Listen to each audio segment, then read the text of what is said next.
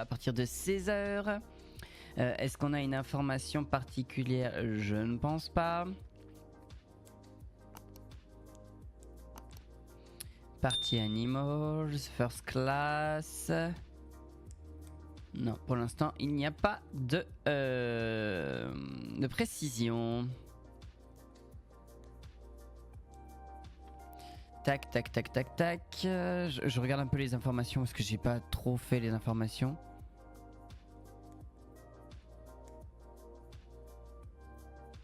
Ah oui, il y en a un, il a posté ses donation goals seulement hier. Il a demandé à les faire vérifier seulement hier. Ah ouais, quand même.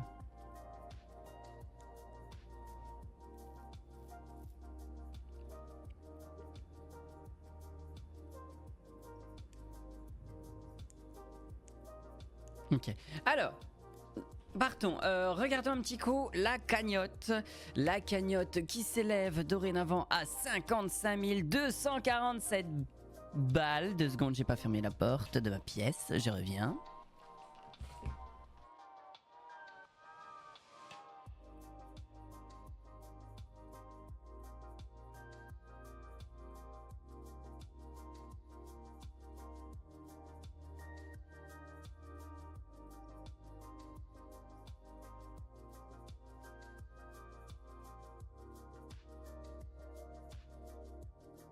Non, pardon, j'en ai profité pour aller chercher mes lunettes en même temps. Oh, je suis... Comment dirais chez moi? Je suis complètement déchenaillé. Je n'en peux plus. Ça commence à être dur, mais on va tenir pour les animaux. Hop, hop, tiens, hop, on va épingler le message. Tac, bim, je choque toujours le message que Wizbot me met. Hop là.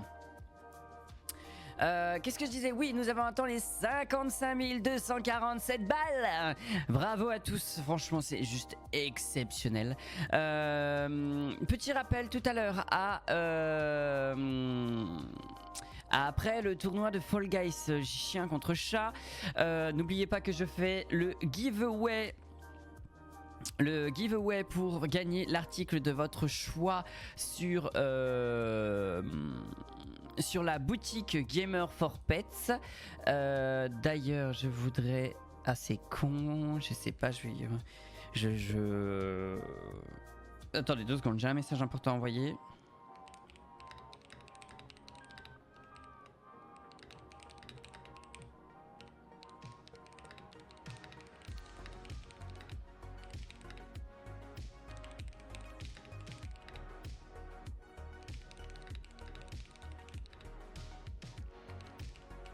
J'arrive, hein.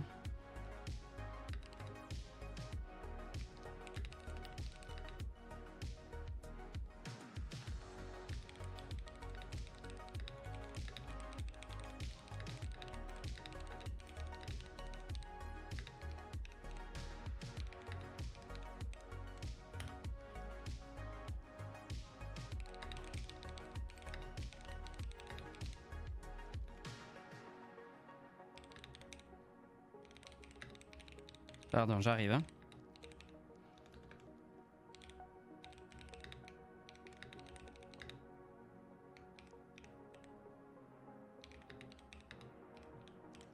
Alors, du coup, comme je vous disais, je ferai le giveaway, du coup. Je ferai le giveaway pendant après le tournoi Fall Guys pendant de 17h30 à 18h. J'ouvrirai le laps... J'ouvrirai le créneau des inscriptions pour entre 17h30 et 18h. Comme ça, moi, ça laisserait une petite demi-heure à tous ceux qui le souhaitent pour avoir le temps de venir sur mon stream. Parce que si jamais ils ont un petit peu oublié, ça peut arriver. Et du coup, quand j'aurai le tirage au sort, je vous laisserai participer. Non, je vous laisserai me dire ce que vous souhaitez gagner si jamais vous êtes là ou le gagnant de ce giveaway. Voilà, voilà. Alors, du coup, est-ce qu'on se ferait pas un petit coup le quiz de niveau 3? Dites-moi tout. On va se le faire un petit coup, non? Tac. Non, si. Non, on est au niveau 4, pardon, pas niveau 3. On va se le faire, on va y arriver. Hop, hop. Allez, c'est parti. Donc, niveau difficile. Combien de descendants peut avoir une chatte non stérilisée sur un an? Je ne sais pas, très honnêtement. Je suis pas assez renseigné pour savoir. Mais vu qu'on parle très souvent de prolifération au niveau des chats de gouttière, etc., etc., bon, de 100 à 400, je trouve ça quand même énorme. Mais je pense que c'est soit de 5 à 20, soit de 20 à 100. N'oubliez pas toujours, hein, si vous voulez participer, soit vous participez dans le chat avec moi, ou soit vous participez depuis YouTube, coucou YouTube, et vous participez depuis les commentaires. Allez, je vais dire déjà 20 à 100, ça me paraît énorme. Pardon? Faut la réponse est plus de 2000. Sur un an, elle peut avoir plus de 2000 bébés? Ah, en comptant une... D'accord. Oh là, d'accord, je suis pas réveillé, pardon. Ok, on y est, c'est bon. Sur une année, une chatte seule peut avoir quasiment une centaine de descendants en comptant une à deux générations de chats. Le phénomène est alors exponentiel et on se retrouve rapidement avec une possibilité d'avoir plus de 2000 chats en seulement 3-4 ans. Il est donc important de stériliser les chats domestiques vivant en liberté et les chats sauvages. Tu m'étonnes. Tu m'étonnes. Attendez, pardon, je réponds toujours au message. Ça concerne aussi le tournoi de tout à l'heure.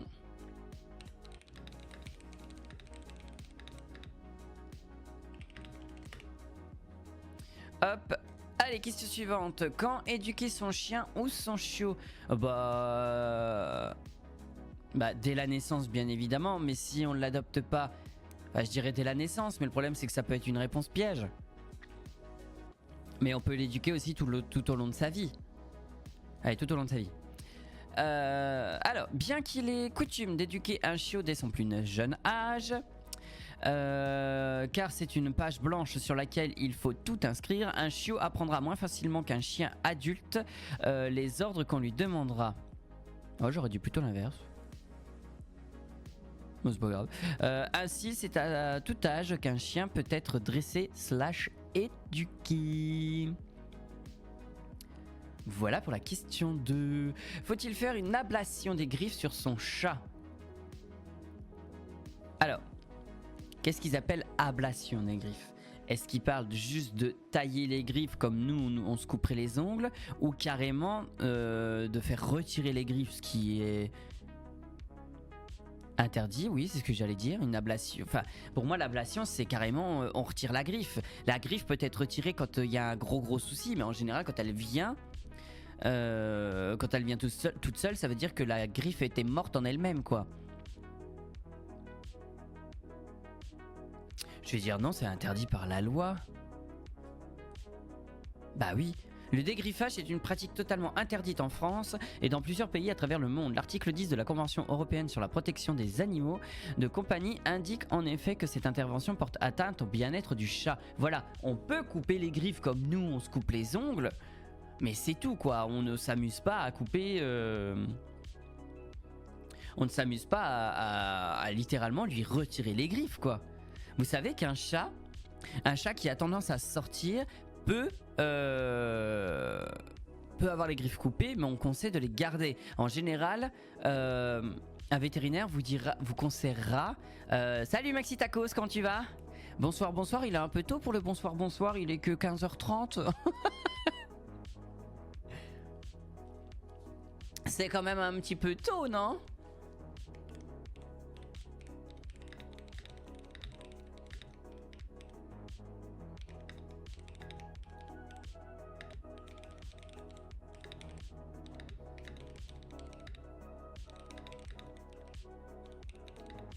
Attendez, je réponds encore.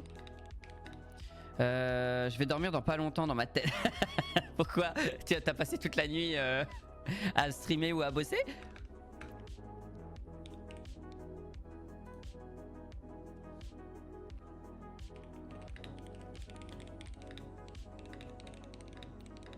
J'arrive hein.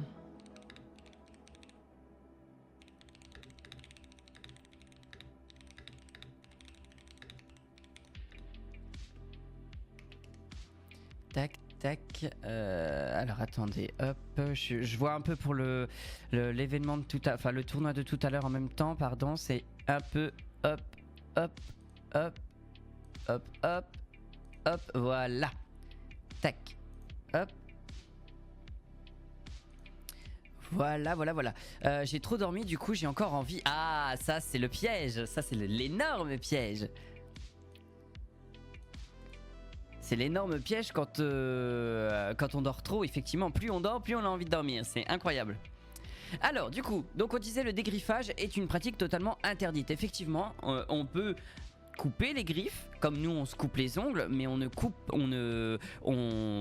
fait pas d'ablation des griffes pour les chats.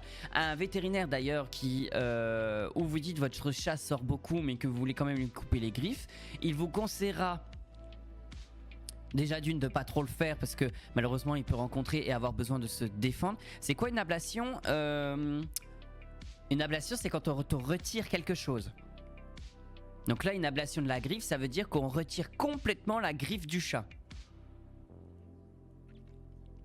C'est comme quand on dit l'ablation d'un membre d'un corps humain. Par exemple, l'ablation d'une main, ça veut dire que malheureusement, t'as coupé la main. Donc un vétérinaire vous conseillera de ne pas couper les griffes si votre chat sort beaucoup pour pouvoir qu'il puisse se défendre. Et si vous insistez vraiment, il va vous dire qu'il serait bien de couper peut-être un petit peu les pattes avant, mais de garder les pattes arrière pour qu'il puisse avoir une... comment on dit ? Adhérer au sol pour pouvoir grimper plus facilement si au besoin, parce que là il utilise ses pattes arrière quand c'est à ce moment-là quoi, quand il a besoin de s'enfuir. Question suivante, un animal maltraité. Un animal maltraité, que faire? Il manque un mot là, il manque un verbe. Hein. Il manque un verbe. Hop, je vais également tac, mettre ça en épinglé. Voilà. Et voilà. Alors, un animal est maltraité. Que faire? Vous pouvez le signaler à un refuge proche de chez vous. Vous allez en parler au propriétaire pour aider l'animal. Vous récupérez l'animal en alertant la gendarmerie police. Toutes les réponses sont vraies. Alors, je dirais oui et non pour la deuxième. Parce que en général, un animal quand il est maltraité, si c'est de la maltraitance, genre l'animal est battu, vous pouvez toujours parler au propriétaire, il en aura strictement rien à foutre, il n'y a pas d'autre terme. Et si c'est de la maltraitance dans le style où malheureusement la personne aime trop son animal et n'arrive pas à se dire il faut que j'aille le déposer en refuge pour son bien-être et qui malheureusement ne mange plus à sa faim, le propriétaire en fait dans tous les cas il va vous dire non, c'est je m'en sors très bien ou un truc comme ça, ou l'autre va te faire voir, je fais ce que je veux avec moi, c'est mon chien, je l'ai payé, je fais ce que je veux en gros.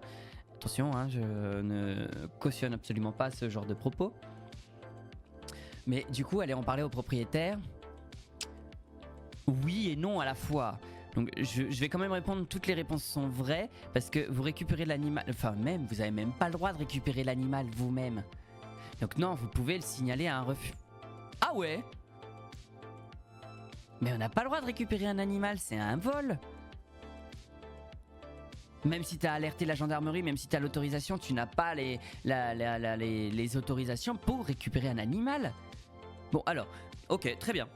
On va lire quand même. Les 3, en cas de menace immédiate, mort imminente ou on peut intervenir en état de nécessité.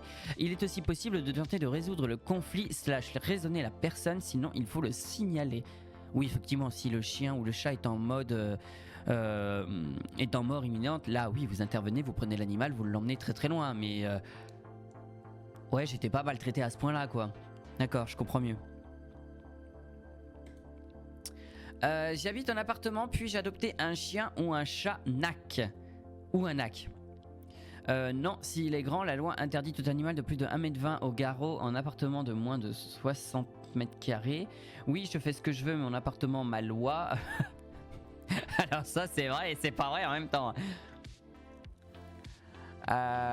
Oui, je dois remplir une déclaration si mon animal dépasse les 1,20 m auprès de la mairie. Ok. Non, aucun animal domestique n'est autorisé en appartement si l'espace fait moins de 12 mètres carrés pour paraître vivant, incluant déjà le locataire.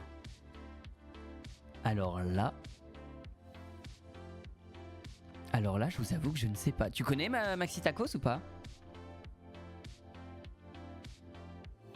N'hésite pas, hein, Maxi Tacos, si tu veux participer en même temps. Hein. Alors non, s'il est grand, la loi interdit. Ça pourrait être une réponse logique, mais je sais pas si elle existe vraiment, cette loi.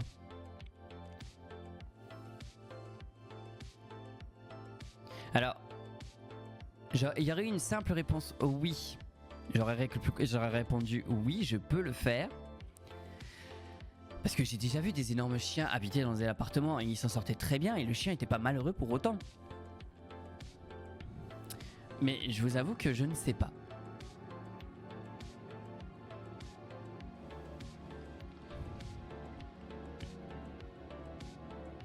Je vais répondre ça, mais sans grande...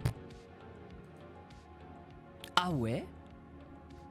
Mon appartement Malois. Ah, j'avais finalement raison. Question piège car il n'y a aucune règle à ce sujet. Pour autant, il est bon à prendre en compte que notre style de vie et les besoins de l'animal, certains animaux sont grands et ont besoin d'espace, intérieur comme extérieur. D'autres sont petits mais dynamiques, ils ont besoin de faire de l'exercice tous les jours. Il faut donc se renseigner pour savoir quel animal convient à notre vie en appartement. Ah ouais. Alors là... Franchement, j'aurais jamais répondu ça parce que c'est ça qui m'a fait... Mon appartement Malois. C'est ça qui m'a fait tiquer. Pourquoi pas. Bon, 2 sur 5. C'est le pire quiz qu'on ait fait. C'est le pire quiz. Il est quelle heure? 15h39. On va aller chercher les refuges. Où est-ce qu'on va aujourd'hui?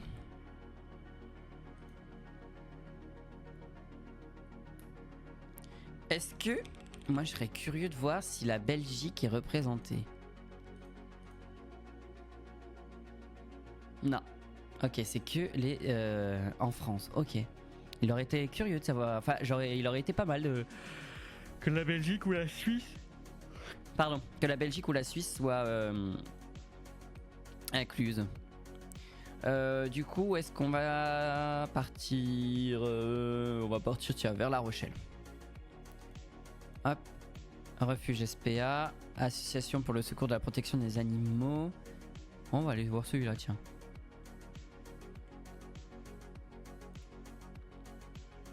Alors, refuge pour animaux à Châtillon-Plage. Non, Châtelaillon. Châtelaillon. Ouais, Châtelaillon-Plage, je pense que c'est comme ça qu'on prononce. Voyons voir ce qu'ils font. Alors, l'ASPAC, Association de secours et de protection des animaux de Châtelaillon, excusez-moi si je prononce mal, est une association à but non lucratif régie par la loi de 1901, gérée par un conseil d'administration et un bureau. Dans un souci de transparence et de gestion démocratique, l'Assemblée générale du 13 juillet 2024 a procédé au renouvellement des membres du conseil d'administration. Lors du conseil du 7 septembre 2024, les postes des membres élus ont été définis. Le conseil est désormais dirigé par... oui, bah là par contre les noms, j'en veux pas trop. Ok, je veux pas les noms. Allez, au revoir. Allez voir les animaux à adopter. Coucou Eve. Oh, ça fait longtemps Eve.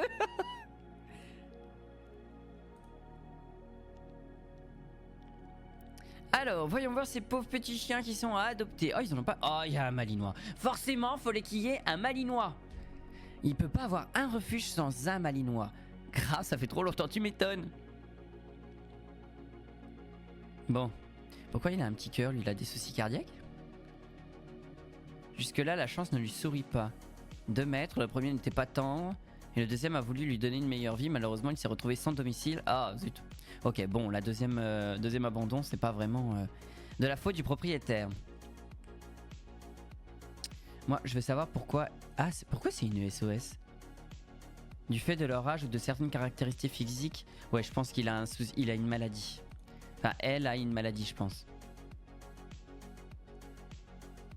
C'est pas impossible. On va lire ça après. Comment ça va, Eve? Est-ce que tu sais ce qui se passe? Est-ce que t'as suivi un petit peu mes réseaux ou pas? T'as le droit de dire non, je t'en voudrais pas. Ça va et toi? Bah écoute, ça va nickel. Je suis énormément fatigué parce que je suis énormément en live depuis mardi. Non, désolé, qu'est-ce qui se passe? Eh ben, je vais tout expliquer. Hop, l'événement. Je suis participant d'un événement caritatif depuis mardi et ça se termine demain soir à 22 h qui s'appelle Gamer for Pets. Gamer for Pets, en fait, c'est une association qui aide les associations de défense de l'animal pour récolter des fonds afin qu'on puisse aider les différents refuges, associations, etc. qui œuvrent pour la défense de nos animaux. Mais oui, je vois ça, j'ai activé les notifs récemment, mais je suis trop occupé avec mes spécialités. Mais c'est super, voilà. Donc je participe depuis la semaine, depuis mardi soir, je participe à cet événement. J'ai déjà réussi moi à lever à mon petit niveau 60 € et je suis déjà extrêmement content de ces 60 €. Et l'événement en lui-même a déjà réussi à lever... Attends, on va actualiser la cagnotte.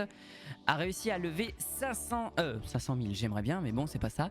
55 328 balles. Pour l'instant, depuis mardi soir, on a récolté 55 328 balles. Et moi, dans là-dedans, j'ai récolté 60 balles. Voilà. Et je suis super content de moi. C'est mon tout premier événement et je suis super content que mon tout premier événement soit et super fier surtout que mon tout premier événement caritatif sur Twitch soit pour les animaux. D'ailleurs on la voit plus la cagnotte globale. Oui, j'ai un bug d'affichage. J'ai un bug d'affichage en fait, elle n'apparaît pas correctement et je suis pas le seul à avoir le bug et ils arrivent pas à le résoudre. Donc bah tant pis, nous on voit pas, c'est pour ça que je montre régulièrement cette page là pour qu'on puisse voir où est-ce qu'on en est. Mais c'est trop bien, ouais franchement je te dis je suis extrêmement fier. L'année dernière ils ont réussi à rassembler 90 000 balles. On espère taper les 100 balles cette année, les 100 000 balles pardon. Mais on verra tout ça. Il y a une grosse partie en distanciel dont je fais partie et il y a une partie qui est en présentiel depuis hier soir. Ils sont dans des studios à Lyon et ils font un peu comme les Eleven si tu veux. Donc voilà, donc moi depuis mardi, à chaque fois que je lance un stream, je fais des quiz parce que tu vois leur site qui est ici propose des quiz pour pouvoir en apprendre plus sur les animaux. Donc comme je stream depuis mardi soir, j'en ai pas fait mardi, j'ai commencé mercredi et comme il y en a 5, j'en fais un par jour. J'ai fait le niveau 4 aujourd'hui et demain on fera le niveau 5. Voilà. Et du coup quand on enchaîne... Ah c'est à Lyon les studios? Oui ils sont à Lyon. Et du coup quand j'enchaîne tout de suite après mes quiz, tu vois, je prends un refuge ou une association au hasard en France et on lit un peu ce qu'ils font etc et on regarde les animaux qui sont... Non c'est celle-là pardon. On regarde un peu les animaux qui sont à adopter parce que je me dis si jamais tu vois j'ai un profil qui passe sur ma chaîne et que je montre avec le plus grand des hasards et la plus grande chance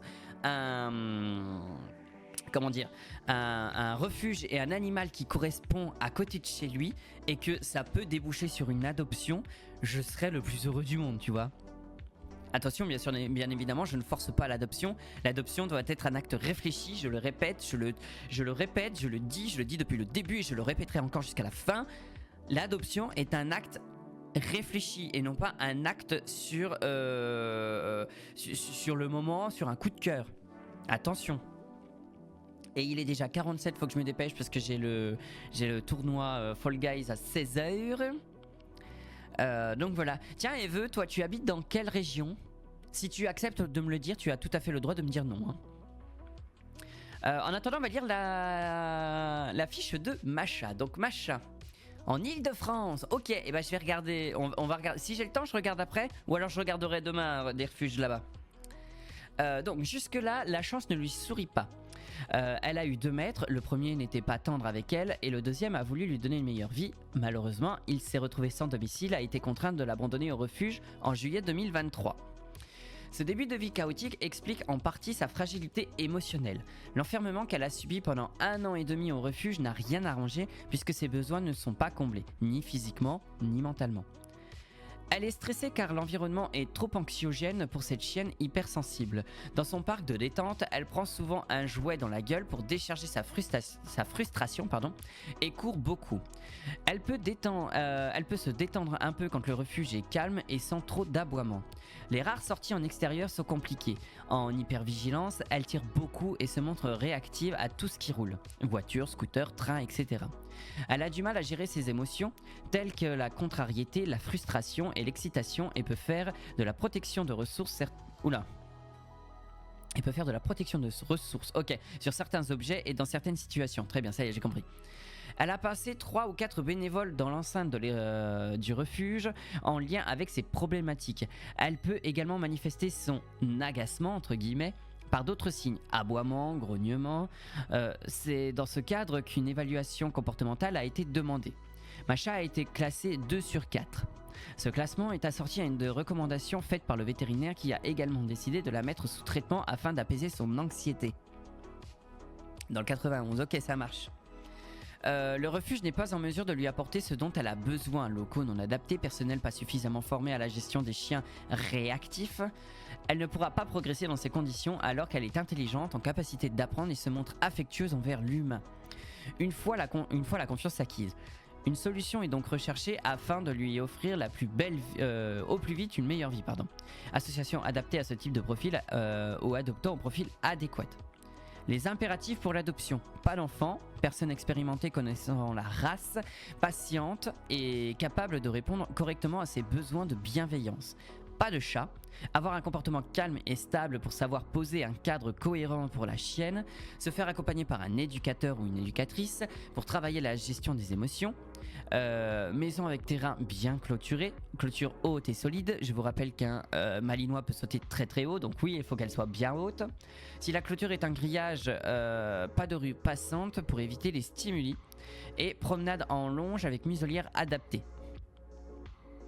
Ok, bon, alors à part, je pense pas qu'elle soit... Elle est pas considérée comme méchante, hein. Elle a eu une étude comportementale, elle a passé 2-3 bénévoles, mais c'est pas parce qu'elle est méchante, c'est parce que malheureusement elle ne sait pas faire, elle a pas les codes. Donc je pense que celui qui va réussir à l'adopter a intérêt d'être bien armé. Moi j'avais vu Timmy, il a l'air trop mignon. Et puis Ranger. On va faire ces deux-là et puis après faut que je file à mon avis au tournoi. Timmy a 4 ans, c'est un croisé canet corso de 50 kilos. Oh la belle bête. Viens voir les photos. Oh bébou. Tiens.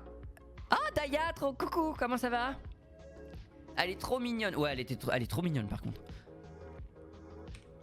Toi par contre t'es mignon aussi. T'as l'air penaud. Timmy croisé corneau de 50 kg, bientôt 4 ans et demi, est arrivé au refuge via la fourrière en mars 2023, avant d'être officiellement abandonné par ses maîtres en avril la même année. Traumatisé par l'humain, il a fait de grands progrès grâce à un travail quotidien. Patient et bienveillant, aujourd'hui il commence à reprendre confiance, découvre le jeu, la vie de chien enfin. J'aurais pas mis les 3 petits points ici. Les interactions avec ses congénères restent compliquées, mais il avance. Câlin et pot de colle avec ceux en qui il a confiance, Timmy est un gros nounours un peu... Ah bah tiens, un peu pâteau. Qu'est-ce que je disais? Moi j'ai dit penaud. Il est craquant, il bave. Daya elle aime bien ce qu'il bave apparemment.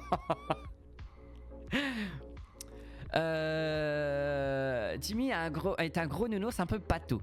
Il a toutefois tendance à tester les limites, un besoin de se rassurer je pense. Il lui faut un cadre clair et rassurant, un adoptant expérimenté, calme et cohérent, capable de poser des règles sans brutalité. Il est aussi un peu aboyeur, c'est sa façon à lui de s'exprimer.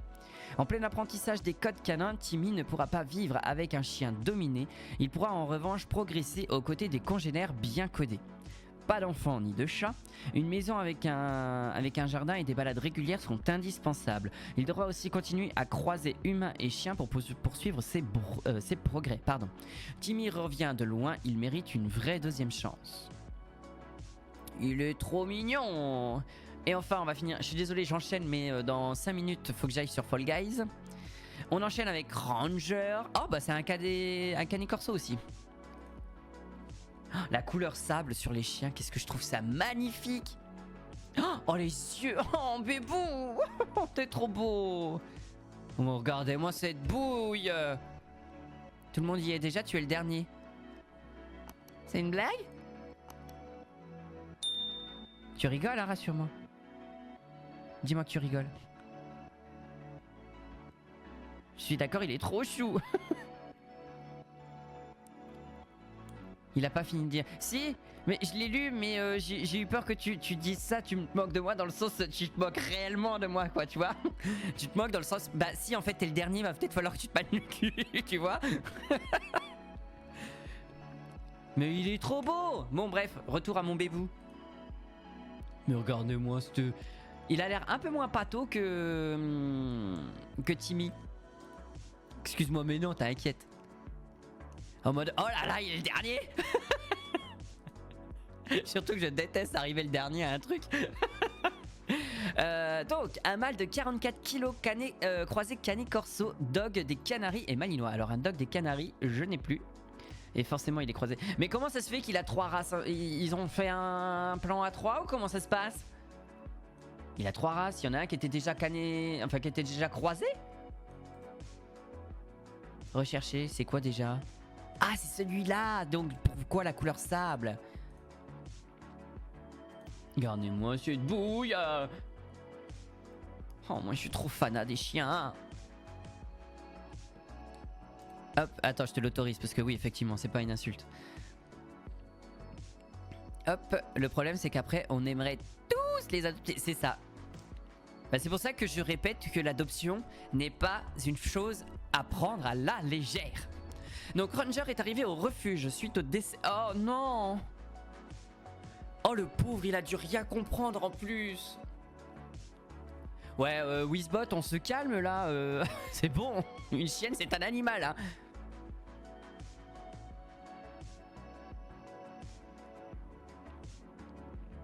Mais non, mais c'est pas de ta faute, tu utilises... Bon, bâtard, je peux comprendre qu'il l'ait censuré. Parce que c'est vrai, un chien malheureusement croisé, on appelle ça un bâtard. Mais là, t'as dit juste chienne, il t'a censuré pour le mot chienne. Mon chien, femelle. J'ai un aveu à vous faire, même si j'aime beaucoup les chiens, j'ai eu que des chats, du coup je préfère les chats. Bah non, bah écoute, comme moi, regarde, je suis élevé, j'ai été élevé dans un monde de chiens. Mes grands-parents étaient présidents d'un club d'agility / d'éducation pour chiens. J'ai participé à plein d'événements pour les chiens. Mes grands-parents n'avaient que des chiens. Mes parents ont eu 2 chiens. Moi j'ai grandi au niveau des chiens et du coup les chats, bah j'aime pas du tout, tu vois. J'ai pourtant été un assistant vétérinaire et ça m'a pas aidé à me rapprocher des chats. Donc chacun son truc, c'est tout. T'as pas à t'excuser parce que tu préfères les chats aux chiens. Donc, le pauvre bébou, il a rien dû comprendre de pourquoi est-ce qu'il a été mis en refuge, le pauvre. Ranger est arrivé au refuge suite au décès de son maître suite à un accident de voiture. Habitué à vivre dans la rue avec un maître constamment avec lui, il se retrouve en refuge. Habitué à vivre dans la rue avec son maître, pourquoi son maître il était en plus SDF? Certes, Ranger a un gabarit intimidant. Ouais, non mais, je suis désolé, intimidant, oui et non. Mais par contre, j'adore les chats quand même. Moi, j'ai pas de team. J'aime tous les animaux, même les araignées qui me terrifient de ouf. Oui, il taille grand, c'est pour ça, mais bon... Les gens qui m'agacent parce que un chien qui est grand et qui est imposant fait peur et est forcément méchant, faut arrêter les conneries quoi. Je sais que c'est pas ce qui a été dit là, attention. Certes, Ranger a un gabarit intimidant, c'est un chien puissant, notamment en balade, mais ne vous fiez pas aux apparences, c'est un très gentil qui a besoin d'être entouré. Obéissant et câlin, nous lui souhaitons de retrouver rapidement un foyer aimant. Il semble mieux s'entendre avec les femelles que les mâles. Ce qui est normal, je vous expliquerai pourquoi. Il n'aime pas les chats et peut se montrer destructeur en intérieur s'il s'ennuie. Ok. Alors. Oh. Ma chienne a la peur des chiens plus grands qu'elle. Elle ne veut même pas les sniffer. C'est quoi comme chien? Donc, pourquoi est-ce qu'on dit souvent que deux chiens qui se chicanent, c'est soit deux chiennes, soit deux chiens, soit deux femelles ou soit deux mâles? Parce que, en fait, très souvent, deux animaux, oui, oula! Elle est croisée labrador, elle est noire et blanche, ok. Elle doit être magnifique. Deux animaux de même sexe dans la même pièce, si vous avez son maître à côté et que par exemple je vais avoir on va prendre la chienne de Daya et on va prendre ma chienne par exemple, enfin moi j'en ai pas, c'est mes parents. On va prendre Oushka dont je vous ai parlé lors du premier du quiz, le premier quiz. Si les deux chiennes, admettons que la chienne de Daya soit un petit peu plus dominante, mais que ma chienne va auprès de Daya, est contente de la voir, lui demande des caresses. C'est cette petite vieille, elle a oh la vache, elle a 14 ans. Oh, dis donc, elle a un bel âge, hein.